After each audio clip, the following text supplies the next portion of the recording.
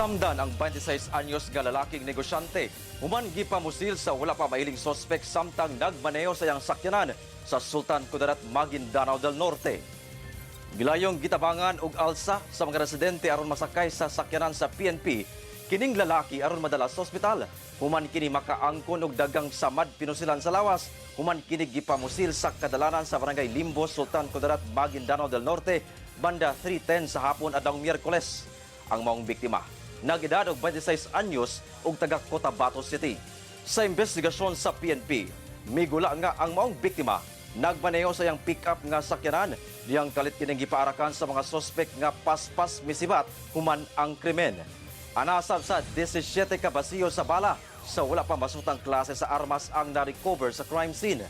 Padayon ang hot pursuit operation sa PNP batok sa sospek, lakip na ang pagsuta sa motibo sa krimen.